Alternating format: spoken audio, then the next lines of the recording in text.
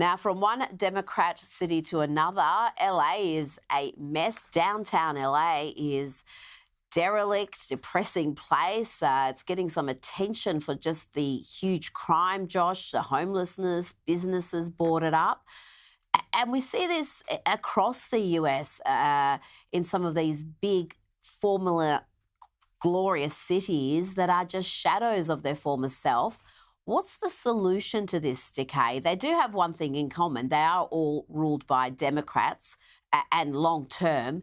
But if the people keep voting for politicians who enable this, what is the solution? Is there a way to recover these cities and restore them to their former glory? Look, I mean, not to sound like an ultra partisan, but you're totally right. I mean, virtually every state in America that has gone down the toilet over the past 3, 4, 5 decades on end, whether it's Los Angeles, San Francisco, Chicago, Memphis, Tennessee, St. Louis, Baltimore, Detroit, Washington, D.C. I mean, Philadelphia, Pennsylvania. I mean, there's just so many examples there.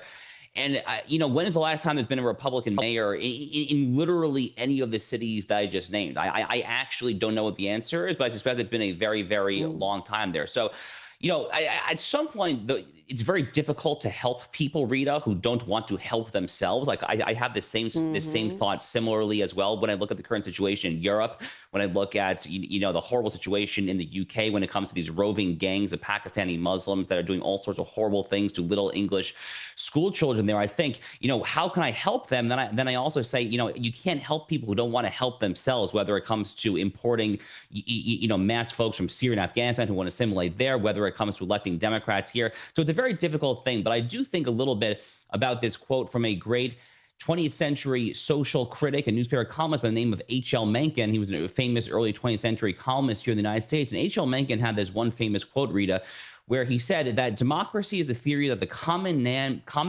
knows what he wants and he deserves to get it good and hard. So I look at a city like Los Angeles, I look at a city like Chicago, Baltimore, Detroit, and I say, you know what? This is H.L. Mencken's quote at work. I'm just happy for one, though, that I live in the free state of Florida. Before you go, Josh, I just want to get your input about the NFL forcing its teams to participate in more activism, more pointless activism. The teams are being told they have to put up these messages on their end zones, things like end racism, stop hate. There's about a half a dozen social justice messages that they can choose from. But I noted that Harmeet Dillon, the Assistant Attorney General for Civil Rights, had her own suggestion. She wants this to be on the end zone. No one is above the law. I can get bored with that sort of messaging, Josh. Well, Harmeet Dillon, by the way, is absolutely fantastic. And the American people are blessed to have her in her current position as the head of the Civil Rights Division of the DOJ. I've been following Harmeet, known Harmeet for a long time there. So, she is one of many somewhat under the radar, amazing appointees currently serving the American people and serving it at a very high level. Unfortunately, when it comes to the NFL, Roger Goodell, the commissioner, has been down the woke rabbit hole for a very, very long time now. Now, Rita, a lot of these pro leagues here, the NFL, the NBA, they really doubled and tripled down on the woke crap after the death of George Floyd in Minneapolis back in 2020. But it's been literally over 5 years. I mean, it's been literally over 5 years. Donald Trump has been brought back like a phoenix, from his political death. He is now president of the United States a second time there. He is waging a war on DEI through executive orders, through judicial decisions, through an all of the above strategy there. And, when are these remaining cultural institutions going to get it? But ultimately, Rita, in a situation like this, the onus does fall on folks like me, frankly. I mean, for someone like myself who is conservative, who nonetheless is a big sports fan there.